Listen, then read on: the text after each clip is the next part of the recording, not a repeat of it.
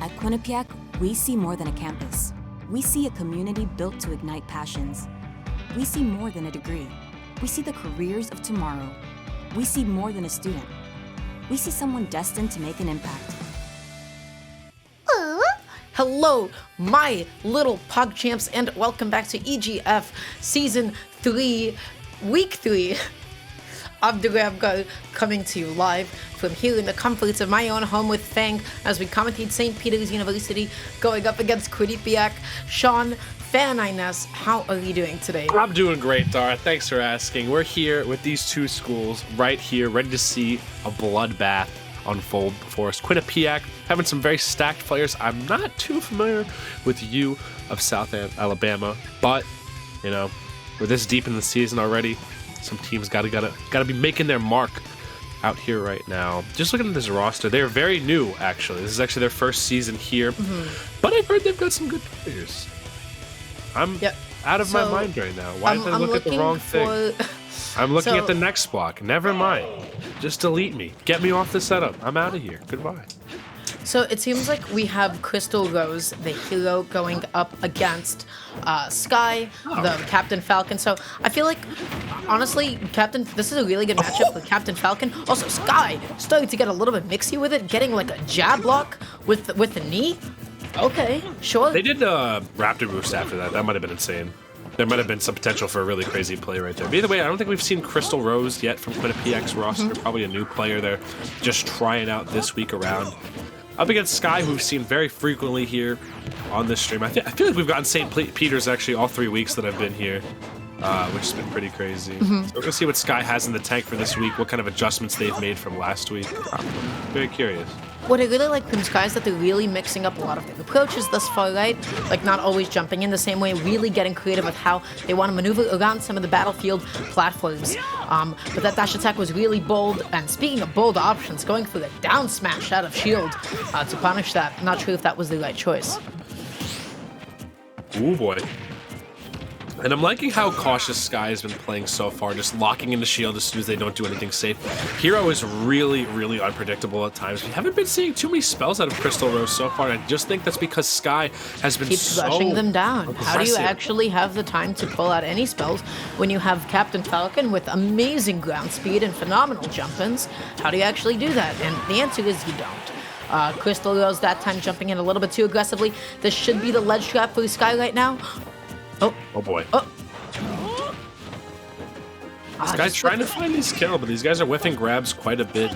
Not seeing a lot of committals to shield either. I feel like they just have to be pressuring a little bit more with their safe aerials, or just, you know, trying to use what they have at their disposal in terms of their normals to try and establish something here. But yes, excellent edge guard by Crystal Rose right there. Wondering why Sky decided to recover from that high out, honestly. Falcon go pretty decently low. Sky keeps like edge guarding by just dropping down and then immediately double jumping back on. I don't mind that, but then they don't have an option ready to go afterwards, right? Because that's typically meant to bait out an opponent quickly picking something, especially from the ledge. We don't see like any down tilts at the ledge or anything, right? So I would have liked to see some more of those.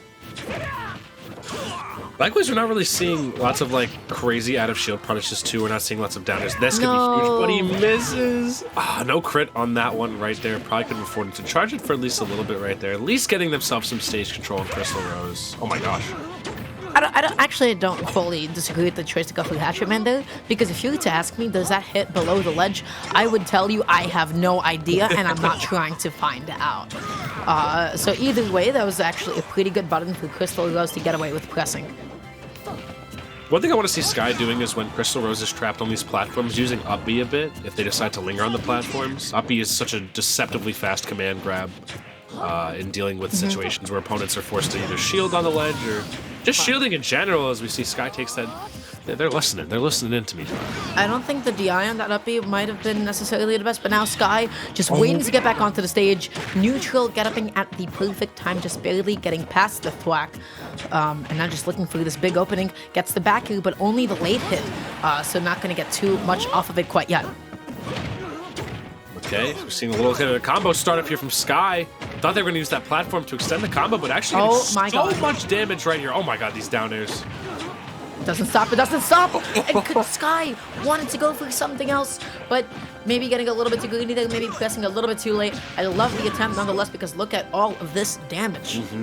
140 already done off the get-go off that stock, and already putting Crystal Rose in pretty dire straits here. I haven't seen up smash from Sky at all, and I feel like it'd be such a good option to catch a lot of these like brazen approaches because it can suck in just a little bit. But at this point, you have to play so carefully. Any hit from Captain Falcon can't do it. A down tilt at the ledge, like a nice back air at this point as well that has deceptively high knockback. Or an F throw at this point, so Sky is not committing to anything, just jumping and double jumping in place, waiting for Crystal Rose to be the first one to press a button. Oh yeah. Oh boy. And yeah, Sky just kind of waiting for their opportunity here to get this stock off, just playing very defensively, just hitting shield immediately. Oh, no. Flame Slash though, no double jump left on them. Waits very patiently at the ledge. That's exactly how you want to play that position.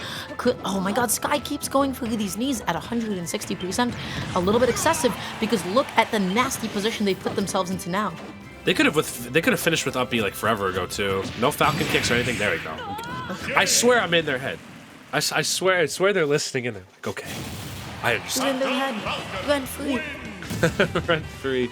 Sky taking that game one over Crystal Rose. A little bit of slow start for both of them, but I feel like Sky really found momentum as it went on. I feel like Crystal Rose needs to be operating their disadvantage a little bit better, using their air dodges a little bit more smartly in those situations. Kind of just getting eaten up by a lot of Falcon combos right there. When there are some escape tools at your disposal. Falcon does not have infinite combo game. You can definitely catch him overextending a fair amount in certain situations.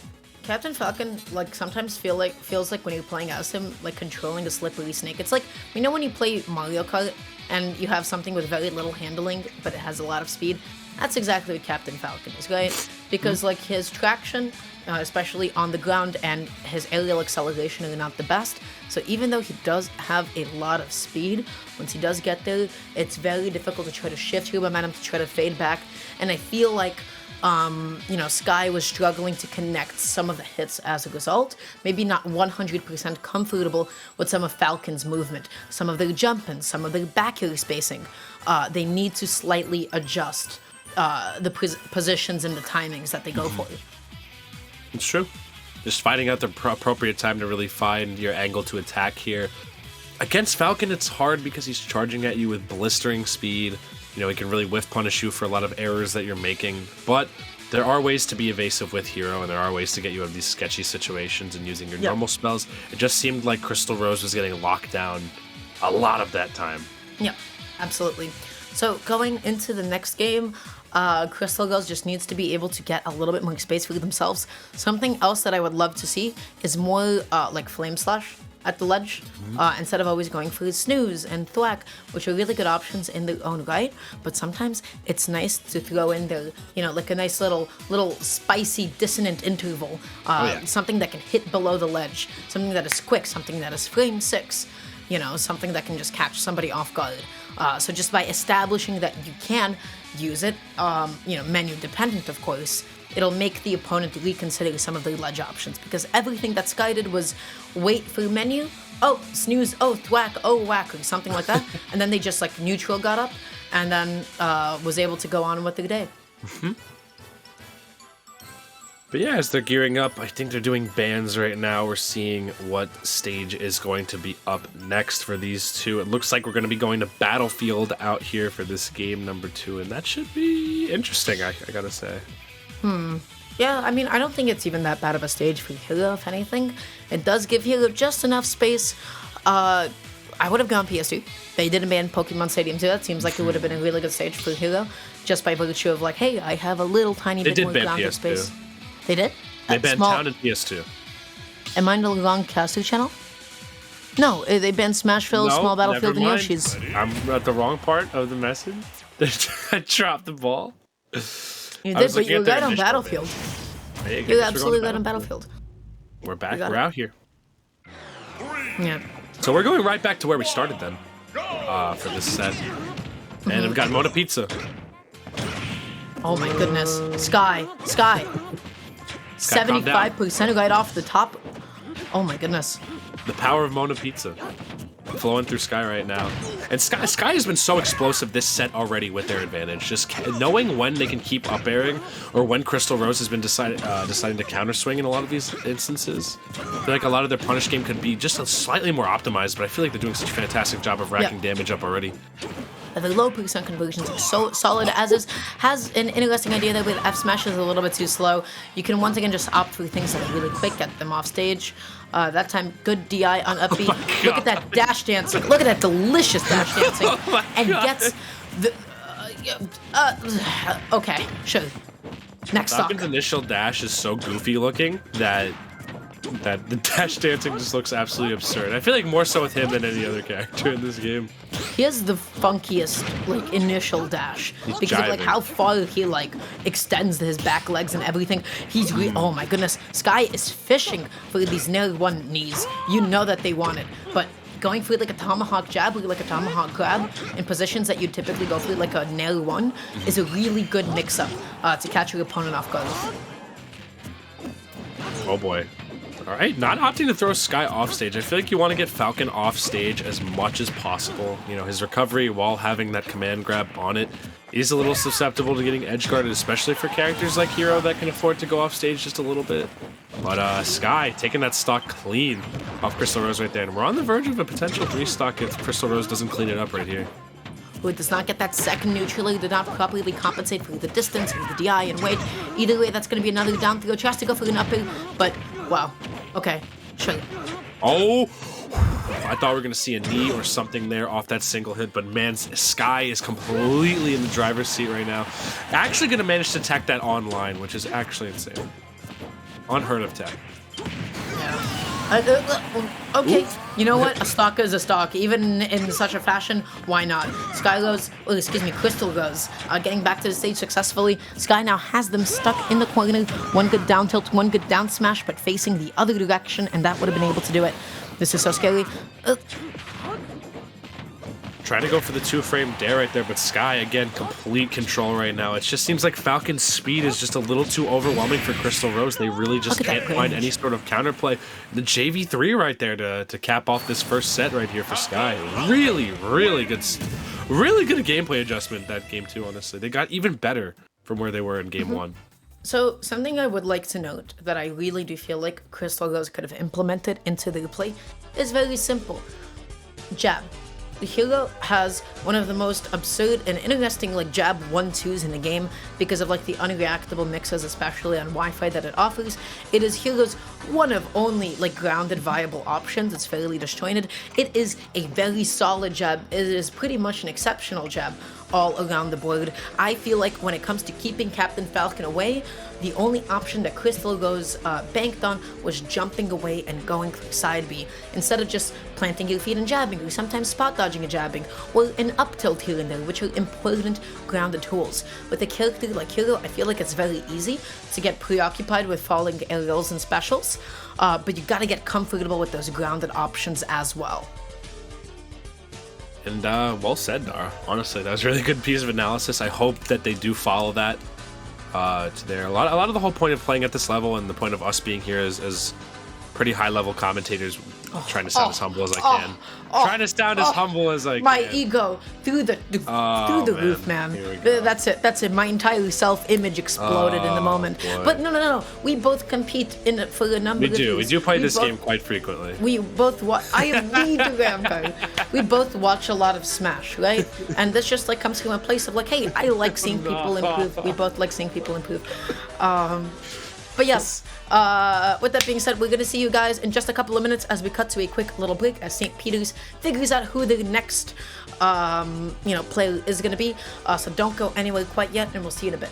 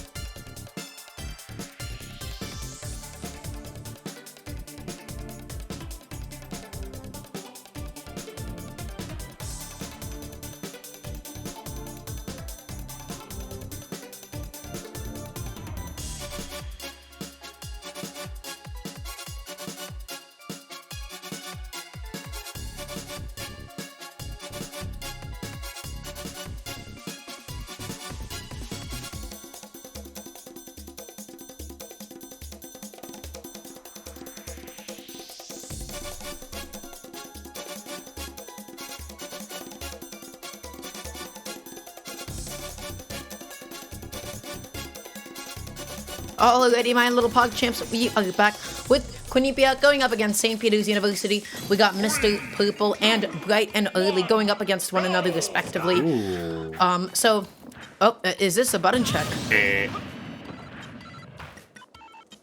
Never mind, we'll be right back. Just kidding.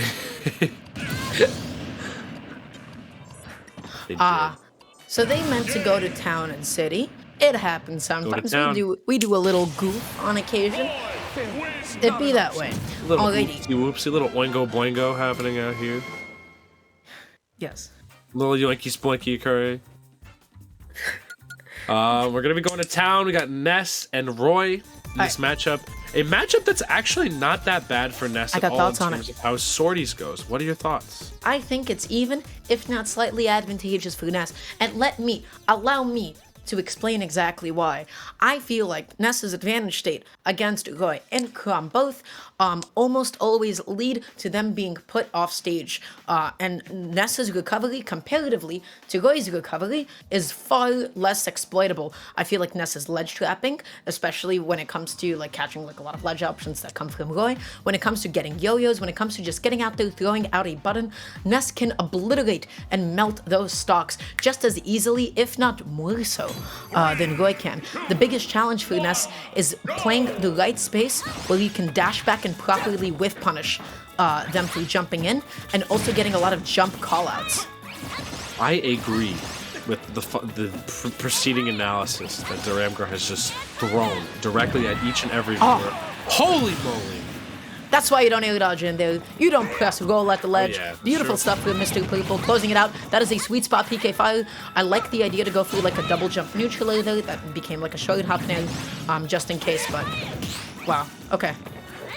Bright and Early definitely has a lot to come back from in that moment. You know, likewise with how explosive Ness's advantage state is, Roy's can be quite explosive as well. He just has to play a little bit more restricted, make sure he's not jumping in willy-nilly against these PK fires right here. Has to make sure he mixes up his recovery just a little bit, the best he can. And make sure his advantage is great. You know, once you have Ness in disadvantage, Roy can really follow his aerial drift super well. Ness also has to commit in neutral with each and every jump he does off of the ground. So doing options like pressuring Ness's shield with jab and then doing a dash back real quick, really, really good option because Ness, again, if he's trying to attack you out of shield with an aerial, he has to commit to that doesn't have the aerial boost drift. to actually cover that in time. Gets the jab into the forwarder. Right now, Bright and Early is just trying to find a way to jump in, but just really no match for Mr. Purple's buttons right now, just constantly catching the next option. You also have to find your grabs in this matchup against Ness. You know, most of the time you're going to be pressuring Ness with, you know, fair is a fantastic option to catch jumps. Jab on shield and then dashing away is also very solid as well. And when you have Ness in the corner, he'll tend to commit to unsafe options or shield a lot of the time. That is where you'll be getting most of your grabs. But yeah, now Mr. Purple, like, once again, just, like, defaulting to, like, a lot of, like, dash back grounded PK fires, and Bright and Early is jumping into them a lot of the time. I want to see Bright and Early play like a little bit more reactively. Sit there at mid-range. When they see that PK fire, then they short hop over it and grab Ness, punish Ness, up tilt Ness, basically anything. But in the meantime, Mr. Purple just keeps catching these early jumps. Oh my! Oh my God! Almost insanely good for Mr. Purple right here. I've never seen that in action. This matchup is hard though, you know, a lot of the stuff that Roy can get away with typically against a lot of other characters will not work against Ness. You cannot jump in the stage unsafely, you have to mix up your recovery, you have to make sure your pressure is good. You have to just really play it at Ness's tempo, play reactively, and just take your little victories where you can, because that's the volatility of an even matchup. I just saw the smallest interaction happen that I've never seen before as a Ness player. So typically speaking, get up attack from the ledge is able to just, it interacts with the PK fire, but then the PK fire does not detonate on it. I have never seen the PK fire be interacted with the get up attack, but then still go, and then when Roy is vulnerable, activate on him. That's new. I have not seen that before. Every time it's like, oh, the counterplay to, you know, PK fire is like, oh, you can just easily get up attack it. What? This is kind of blowing my mind right now. Sometimes this game is funny, wacky, fun time, haha. Well said, Sean. Truly, the words of a poet. High level analysis. Only the best you can expect here at EGFC Season 3, Week 3. We're going to see what stage they're going to go to. We got the bans already out for Quinnipiac. They're going to be banning Yoshi's, Lilat, and Battlefield. All fairly good bans, I'd say, against Ness. If you're playing a young Roy.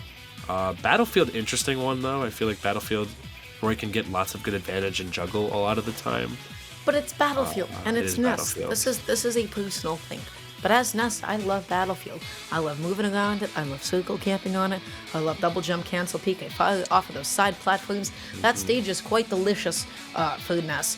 I'd argue that, just having a stage like Final Destination where you can just keep them back a little bit, never be the first one to swing, always wait for the Ness to be the first one to initiate, wait for them to whiff that forward, wait for them to whiff that PK fire. That's when you can jump in and really explode them. So I would like to see that kind of pacing from Bright and Early going into game number 2. It's true. I think Bright and Early needs to fix some fundamental things like not jumping in. I think their pressure could be a little bit better on shield, getting grabs, or just knowing when their advantage ends. You have to be razor tight against Ness. Ness really doesn't allow for a very big margin of error because he has counter hits into his kit. Nair to hit stun is very good. You've been playing a lot of fighting games recently, haven't you? The way that you say a lot of counter hits, and I'm like, okay, fun. But, sorry, I like fighting games. I'm a big fighting game fan. I'm not good at them. They're fun. Really I'm not good at them either. The only one I'm even okay at is Guilty Gear plus R. That's it. I'm pretty bad at all the other ones. Either way, though. Devin, you need to get some sort of a thing that you press a button and it puts a random adjective or a title or modifier in front of somebody's text. NPT Wet Fang. I don't know why that could be an adjective. Wet is an adjective. Duramguard the Quick. Something like that. I've never seen Dara run in her life. Sharp Fang. Yes, there we go. Very cool. Fangs are indeed sharp. I'm telling you, Devin, you have to have this as just a button that you press and it randomly picks one. It's true. It has to happen. This is going to be the next improvement to the I'm going to EGFC introduce streams. every co-caster I have with an adjective first. I'll be like, hey, what's up, guys? I am your host, Fang, here with the spontaneous Duramgar. And then you'll be like, wow, sorry, I'm so spontaneous. Oh. See, there you go. Yeah. Is that even how you spell spontaneous? I'm pretty sure it was. No, it has an E, I believe. Come on, Devin. What are we doing here? Going into PS2. This game number 2 right here, and already I'm seeing some of the same problems Bright and Early was exhibiting.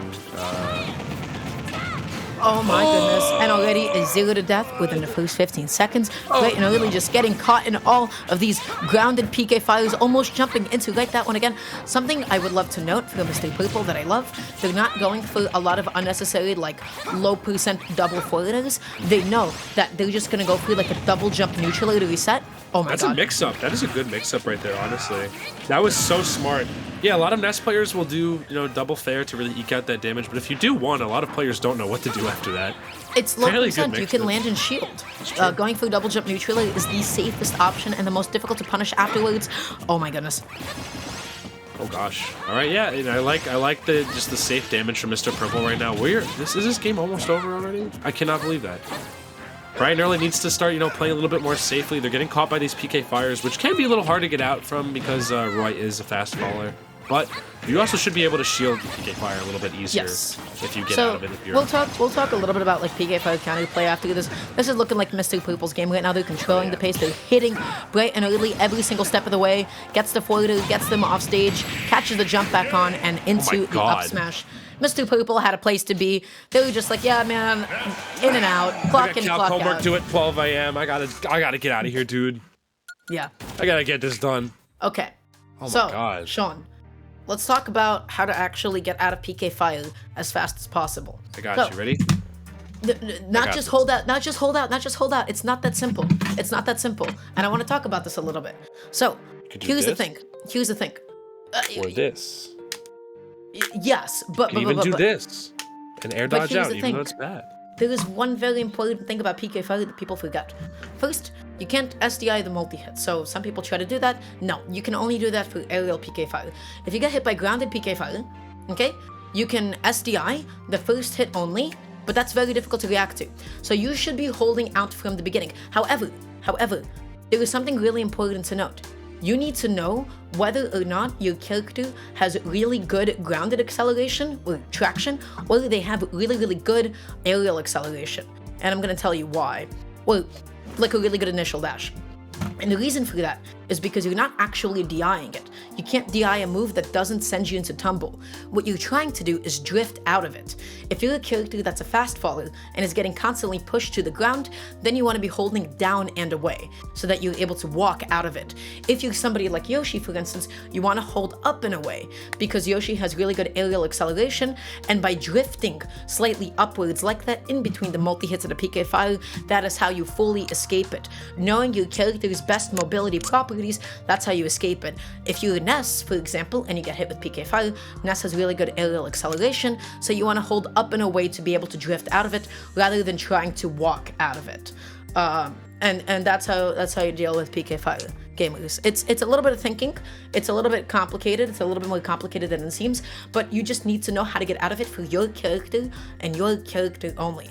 And once you do that, I promise you, you're going to be getting out of those, like, you know, just like the edge hitbox of grounded PK fires super easily. Well said, Dara. Well said. Yes. And if you didn't get all that, feel free to follow us on our Twitters and ask us these same questions. Again, you can follow Daramgar at Daramgaria or me at Fan9S. Yeah. We are both Nest players, and we are more than willing to help anybody with Nest counterplay, or how to beat Nest, or how to play Nest, etc. Or how to drop Nest players out. If how to you drop have advice, Nest, how to also drop something I'm Nest, trying to learn how to do right now. Please talk to us. We need help desperately. With that being said, we're going to quickly cut to a quick little break as they decide bands on stages and decide where to go. So we'll see you guys in just a couple of minutes.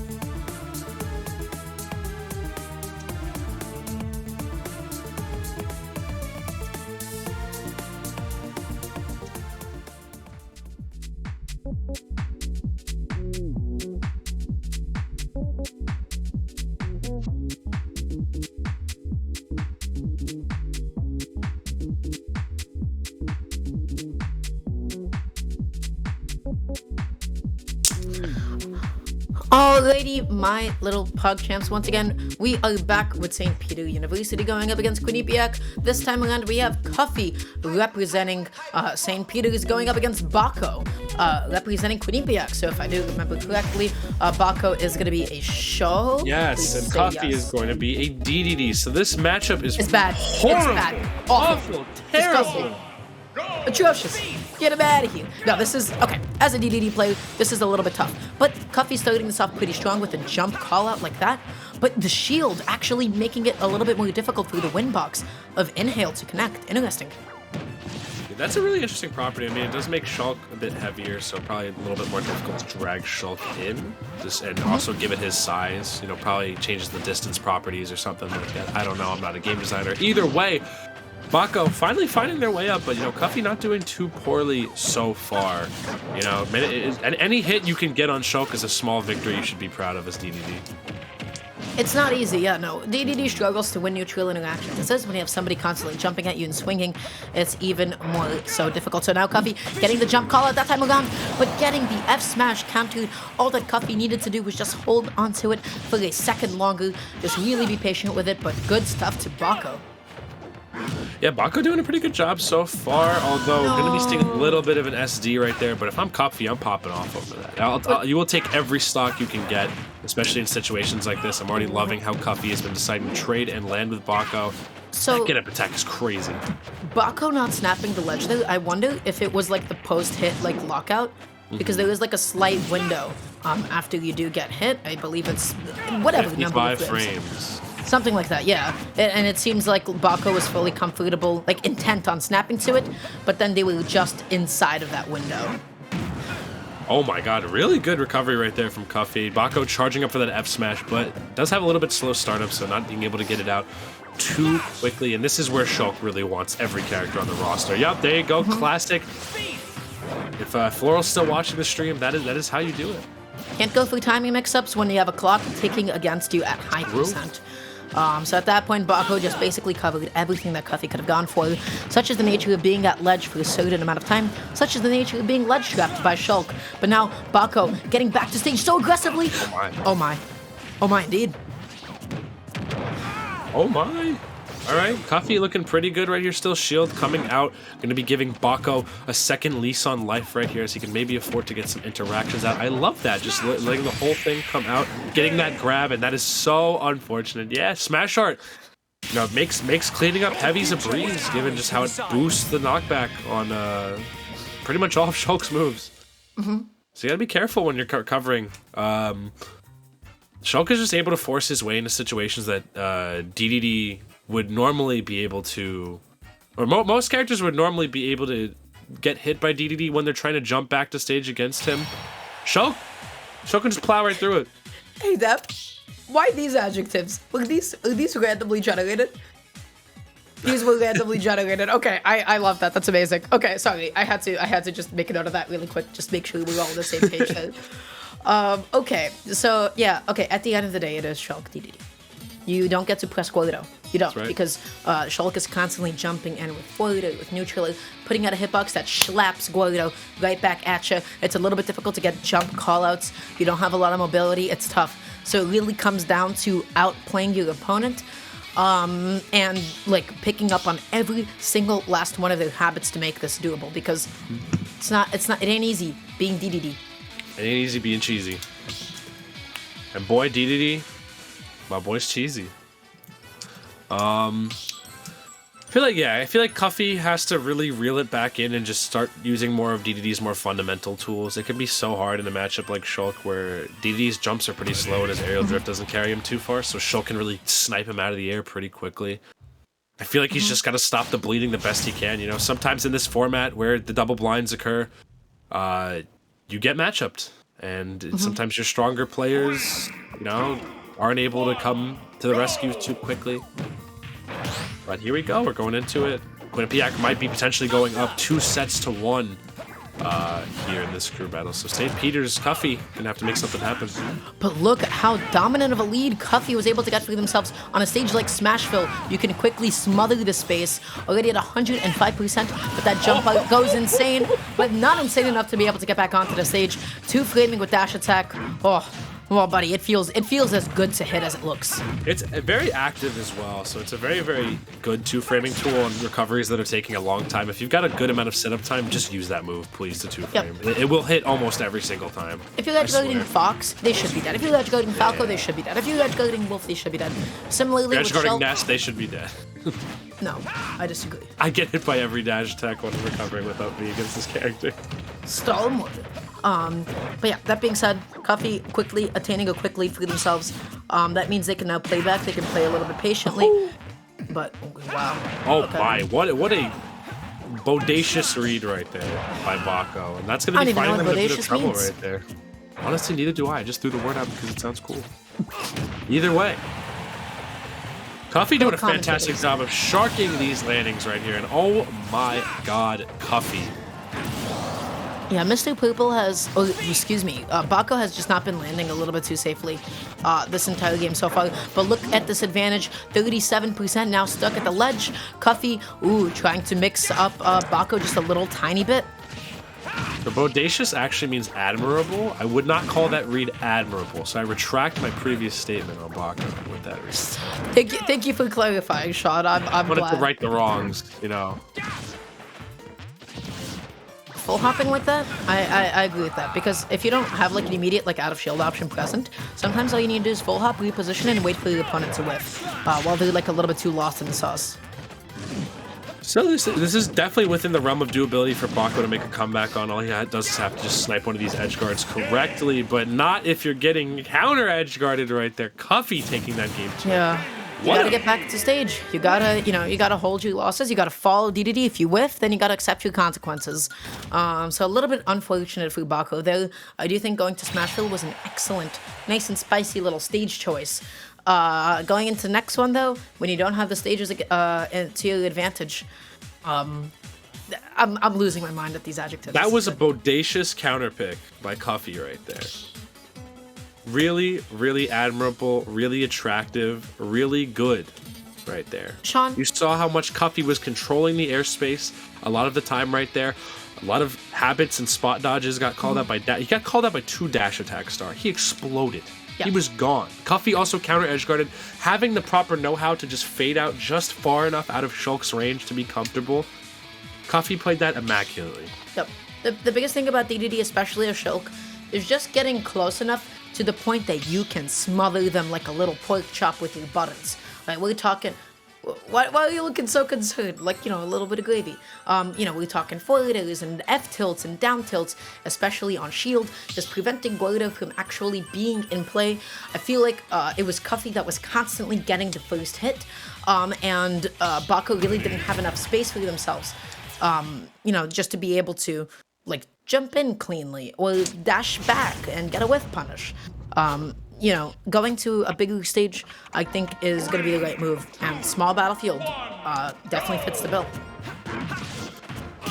Speaking of fitting the bill, we've got small battlefield right here for this last stage. And honestly, not a bad pick for Shulk. I feel like not bad for DDD either, though, honestly. Oh my god. Oh my god, Cuffy! And before this set, they wanted a button check with Cuffy, but my man Cuffy looking smooth as butter right now. That down tilt first usually stock sets up seamlessly. into a really a surprising and difficult to react to tech chase. But Cuffy adjusting properly, waiting at the ledge, waiting for the opening to just be able to get back on, but then just lands right into that up smash. Baco, you know what? Evening it up really quickly. And I guess DDD's so big that he just got popped right into that second hit. I feel like that wouldn't have worked on most characters, but since DDD is big, that second hit did connect quite reliably. I love how methodically Cuffy has been using his Gordos this time around. Using them to aid him in back to stage or just put Baco in situations where they will not be very comfortable and are forced to recover low a lot of the time. Yeah. Very Setting good. up this tech chase right now. Cuffy gonna be looking for the big back heel.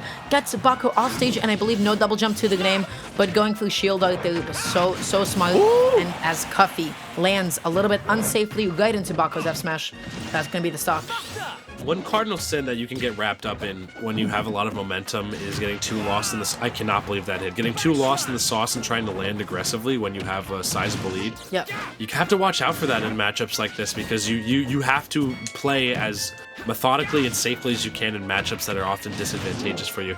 Because look at the whole shift of momentum now. Bako is doing such a great job of what was doing such a great job Still of is. maintaining that stock and still has stage control. You know, Shulk can just do whatever he wants at this point. That's exactly what I mean about Bako can just sit there confidently and wait for Cuffy to press that first button. Backing off like that is what gives DDD the ability to play with Gordo. Oh my, what the heck? I've never seen that before. Someone just getting grabbed after the initial hit of Gordo. And Smash Art is out. Cuffy's going to have to play incredibly right here. This is looking so scary. I love that inhale mix-up right there. I feel like Bako could have gone for an up B right there to counterplay it, though.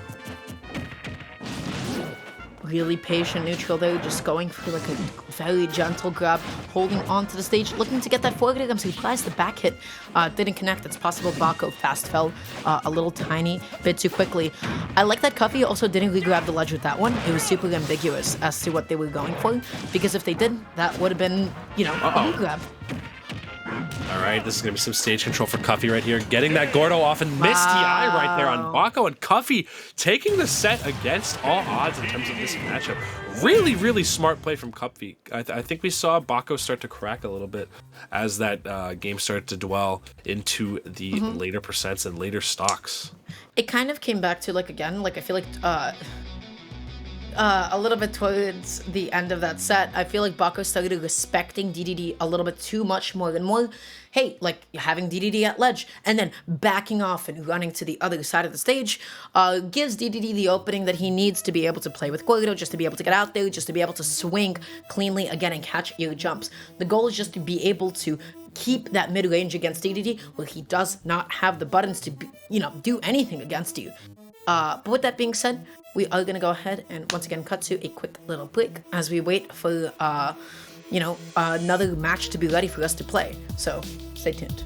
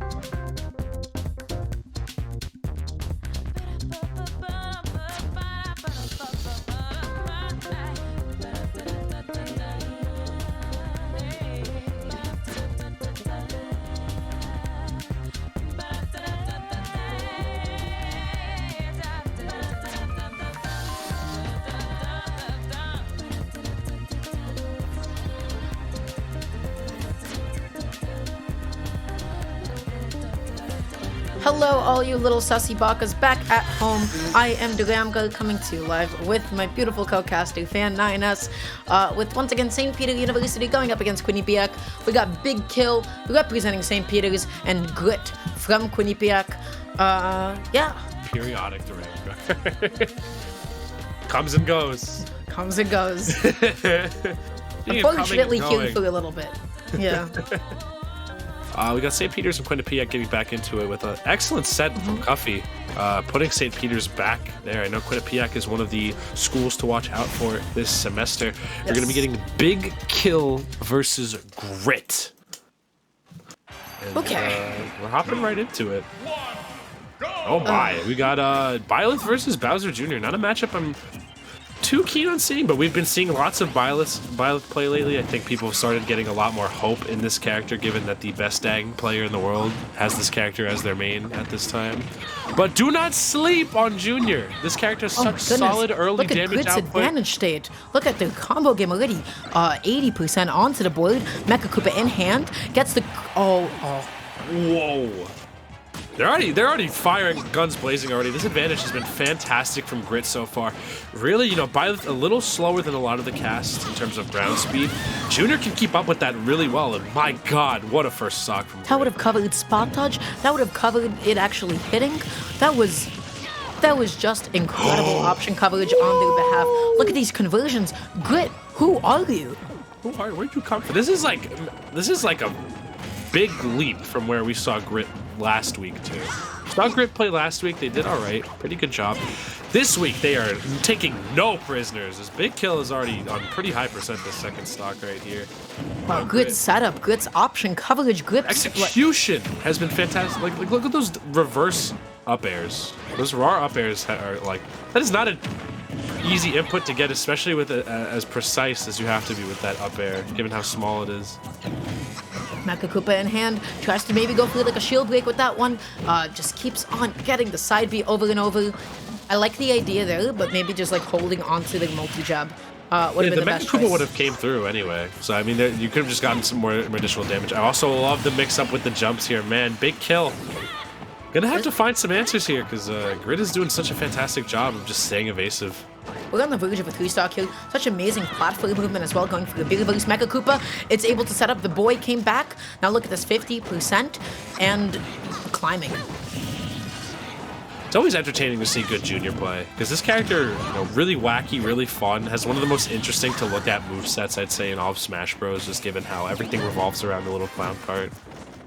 They don't feel good to get hit by, let me tell you. Definitely not. You get slugged when you get hit by this character. But I've got to say, like, Grit has just had Big Kill playing on the back foot this whole time. They have not been able to find, like, any of these openings. I feel like some of Big Kill's responses to the Mecha Koopa have not necessarily, like, always been the best. They haven't been, like, running up and shielding it. They've been just sometimes, like, not being too cognizant of its presence. So for those of you at home who don't know, if you just shield the Mecha Koopa, it gets disabled. It will no longer be able to attack you if you shield it correctly. But oh my god, Grit with the fat 3-stock to lead off this game one. That is a fired back statement from Quinnipiac if I've ever seen one. The juicy 3-stock. With the scrumptious one. The succulent one. Yeah. That was good. That was solid. Steamy 3-stock.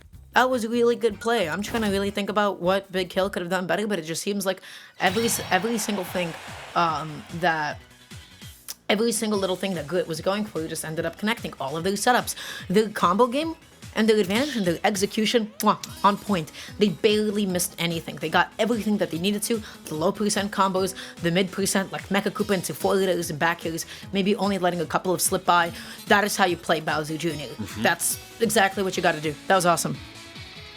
Yeah, really good play. I feel like a lot of the answers Big Kill had were kind of just a little bit of floundering. I feel like Big Kill could be using more Nair out of shield on these unsafe options that Grit has been deploying here. I feel like Mecha Koopa counterplay could be a little bit stronger, maybe choosing landing points a bit differently. There's a lot of situations Big Kill was kind of intentionally putting themselves in that Grit was able to capitalize off almost seamlessly. So, and we're getting to the latter half of this crew battle. This would be huge if Grit could secure this game for Quinnipiac, or this set for Quinnipiac, because it puts everything on this final set. With how Grit was playing just now, if I was St. Peter's University, I would be a little bit nervous. It's currently 12-10, right? So You can't get an unattainable lead quite yet because the maximum that you can only get is like 8 points at a time. But it can put Quinnipiac at a huge advantage. And Grit seems like they are definitely on course, on track to be able to set that up for themselves.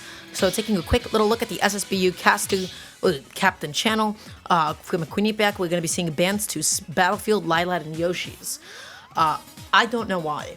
If I'm Bowser Jr., typically, I feel like Battlefield is a really good stage, just in terms of platform extensions. It might be a matchup thing. Oh, yeah.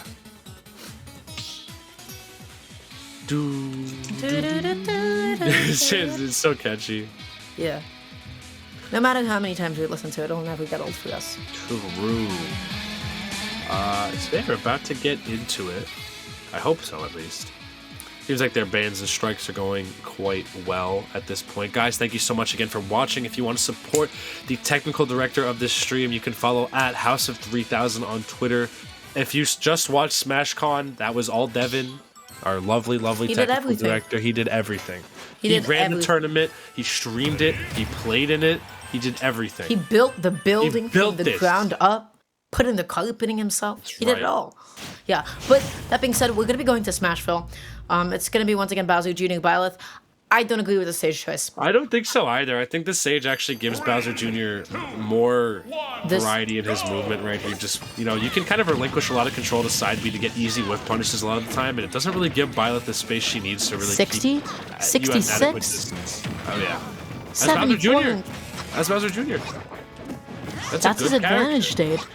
People forget, like, once he gets that big combo started in, how much he can actually deal. It's all about avoiding it and knowing what he's going to be looking for. And big kill with the unfortunate SD. Grit with an amazing lead to start off with. It is pretty unfortunate there, honestly, for big kill. I feel like, oh my god, what are these combos coming out from Grit right now? I'm floored by just like the ability falling to up there, yeah, dash canceled up smash. What? Grit looks so good right now. Really, just catching Big Kill on everything they're trying to do to get back. It just seems that Big Kill is playing at a beat slower than Grit is. Grit just seems fully locked in. Big Kill just a little bit slower. Not really. Just sat there and waited, reacted beautifully. Grit. Yeah. Oh my god, Big Kill is just so nervous at the ledge right now. I like the attempt to try to go for an up B. That was so close to connecting, but a little bit too much knockback. Oh boy. Alright. Finally some Nair coming out of Big Kill. I feel like too little too late at this point. But Nair, always a very solid move. In fact, probably one of the best moves in Violet's kit. Depending on which hit you get of it, you get certain follow-ups. So, really, I like that Big Kill's starting to use a little bit more of Violet's stronger tools. Because this character's got some good strengths. It's just all about tapping into them.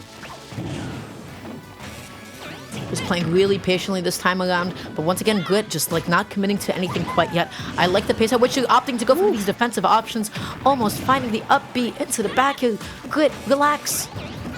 This could be another potential 3-stock right here if Grit plays their cards right, which would be immaculate. Wow. There it is. Yes, there it is. That's another 3-stock, leading out to a fat 8 points right there for Quinnipiac. And that's the lead you need. That is the lead you need, because even if this Game 5 set is dropped, there's still some potential for a W right here. If 5 points wins by one, like if the next set, if St. Peter's wins by 1 stock each game, they still lose. They still lose the crew battle because of how the formatting went. You need to get 7 or 8 points, or either getting a 3 and a 2 stock without dropping a game, or a double 3 stock. Both of which are unlikely outcomes, but Grit making the impossible happen with a double 3 stock. That was beautiful stuff. This is exactly the kind of a lead Quinnipiac needs. And with that being said, we have the final decisive match between these two coming right up. So don't go anywhere quite yet. We'll be back in just a couple of minutes with 5 points going up against Soul Cake.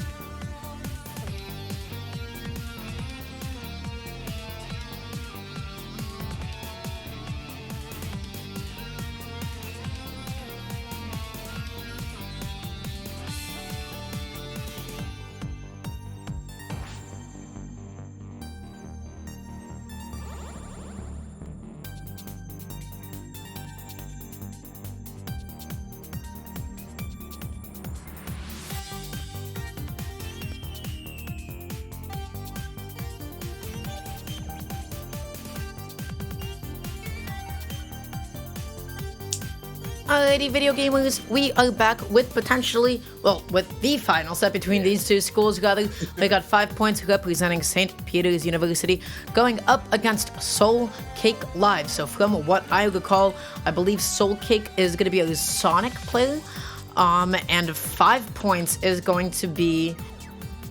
I think a Byleth player. Yeah. IRC. Something like that. I don't like this adjective. That's not nice. Hold on. I would... You are pretty raspy.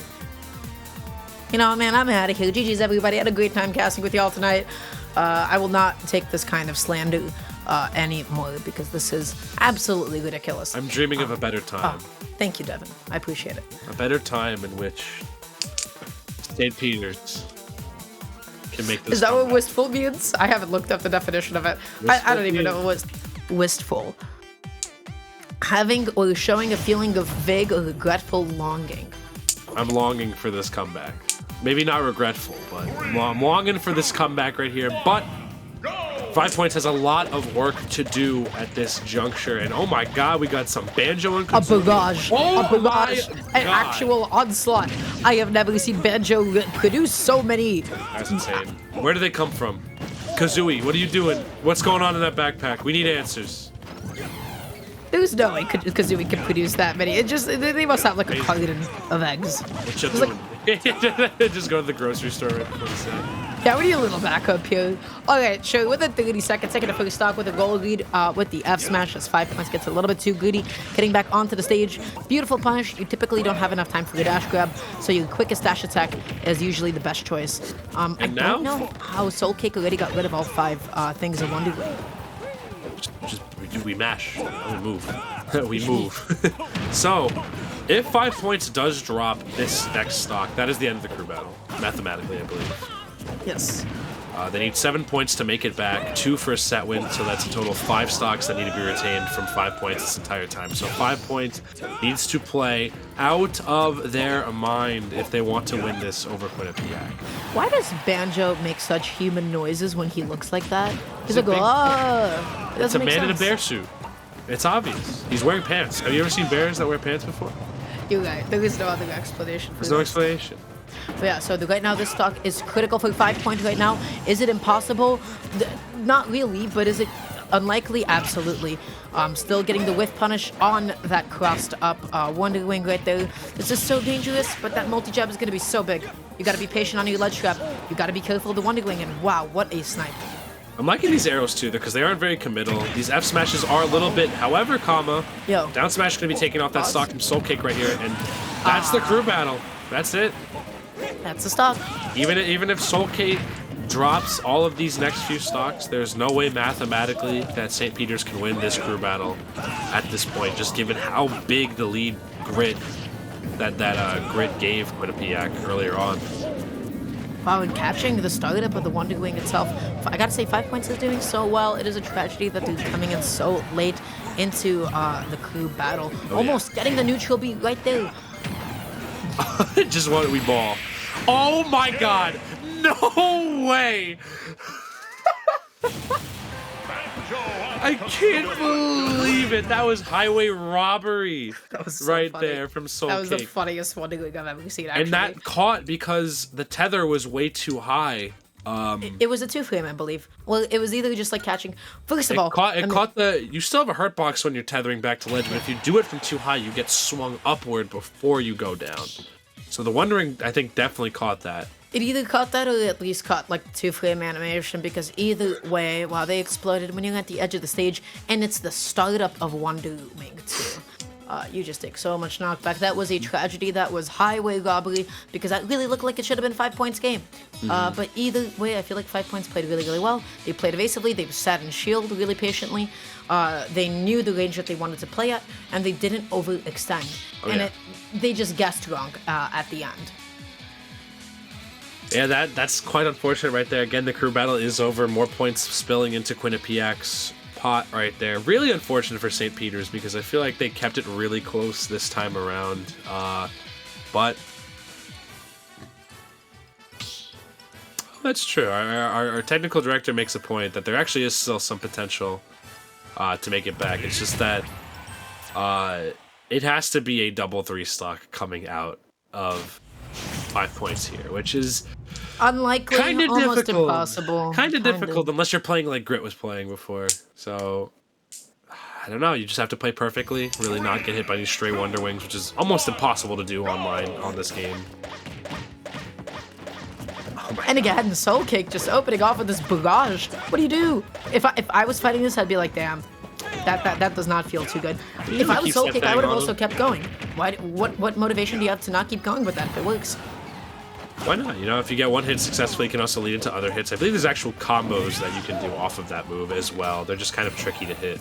And more they're super technical and on platforms too. Oh yeah. But the banjo mains, actually, I'd say like maybe some like the most dedicated group of people when it comes to, you know, just like labbing that out and being able to do it. And now Soul Cake once again just letting the side Bs rip as 5 points is going through a lot of preemptive jumps, a lot of preemptive out of shield options, and keeps getting caught through them. Yeah, Banjo probably being the most lackluster DLC character, I'd say, in terms of tier list placement currently. So it's quite unfortunate, but yeah, they are a dedicated bunch. And again, Soul Cake taking the stock, and that still solidifies it right there. Who gets neutralized, now stuck in a corner, no side Bs. So Soul Cake is going to be struggling just a little bit to get out of the corner this time around, but setting up this tech chase. Oh my. Soul Cake, alright, the big shield break right there. What's the punish going to be? I like it, just down B. Really good option right there. You really aren't going to be able to get out of that situation right there, even if you're shield broken, even if you mash your little heart out. I like that option right there by 5 points. Yep, but now Soul Cake once again has options to be able to get out of the corner with 5 more charges of Wonder Wing ready to go. So you know they're going to be letting it rip at mid-range. They're going to be letting it rip just like that. You have to be very conservative with it, though. 5 points really trying to anticipate a lot of these landings with these fully charged tip or F smashes, but like you don't have to charge them for that long, 1, and 2, it's pretty committal. Like it's very reactable, I feel like, on Soul Cake's part, just given how many mix-ups Banjo can have on their recovery. Goes through the belly, but no immediate mash out, so just immediately is able to find that up tilt. I anticipate a side B. There it is, and there is the punish on it. Because of how close Banjo was to the edge of the stage, he kept going and was stuck in all of that lag while he was moving. So the spacing allowed 5 points to have the time. But that hit. I've never seen down throw and an F smash hit before on Banjo. You usually have people not mashing. You gotta mash. Every time you get buried, make sure you're mashing. Make sure you're getting yourself out of that situation. You can kind of mix up sometimes. More riskier than not, though, if you get caught out. Called out by the right option. Those who don't know, that forward air is safe on shield 2 landing, so you have to be very careful when trying to punish that on Banjo. Who gets such a good dash back punish on that, and that is not an easy move to punish because of its landing hitbox. It dodges right into the F smash. Where's the DI? Away. Where's the DI? Away. That's what it went. That Hey, DI was held out. And that is going to be it for this series. You know, Soul Cake taking it pretty close set, all things considered, in terms of those games, but Quinnipiac is going to be able to close it out with 3 set wins to 2. We saw glimmers of hope here and there, but I think the ball was just dropped a little too much by St. Peter's. So yeah, that's going to be this block of the series. I don't know if we are getting an interview or not. Yeah, we're not sure quite yet. So I guess we'll just see you guys once again in a... Oh no, we are. Seems like we're going to be doing an interview with Soulkick themselves. Very cool. So we'll see you guys in just a couple of minutes with Soulkick. So stay tuned. Good job to Quinnipiac University once again for being able to take the win over St. Peter's. And we'll see you guys in a sec.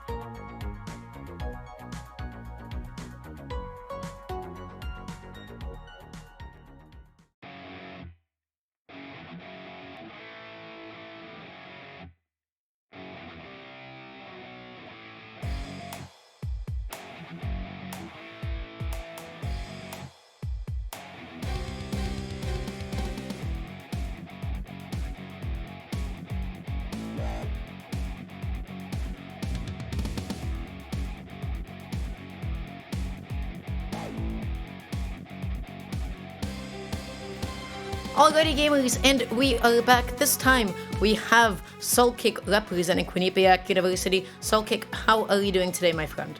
I'm doing pretty good. How about you guys? Hanging in there. Doing good. Doing good, yeah. We have chilling. one more thing of schools ahead of us. We've been in it for the long haul today. Hell yeah. Tell me about it. Yeah. So how you feeling after today? How you feeling after this win? Not gonna lie. I think I'm feeling pretty good about how things went, like, with that match. You guys did manage to clutch out that win. There were some scary parts here or there, but I'd say you guys brought it together for the most part. You know, there's a little bit of a scary start right there with Sky, but Mr. Purple, really explosive games against Brighton early, and also Grit with... Yo, what happened? My question. What happened there? My question is, what happened with Grit? Because What that did was Grit eat today? phenomenal. Grit, see, Grit sometimes goes to band practice before our matches, and so we think that his band matches may have something to do with his performance in said match. Interesting. So what's the correlation in that case? Is it that if they end up going to the band practice, they get like a little bit better with their execution, or is it the opposite? That's for us to know. So that's the secret weapon right there, is what we're hearing. One question I had for you guys was, what's your mentality in terms of how you guys approach these series? Because it's definitely the most unique format I'd say Smash has had for crew battles or just sets, competitive sets in general. How do you guys keep your morale up during these sets?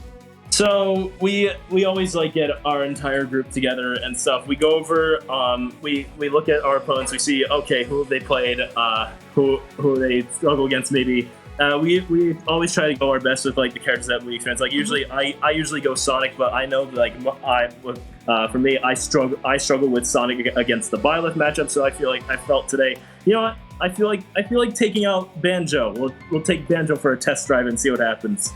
And sometimes it's just little things like that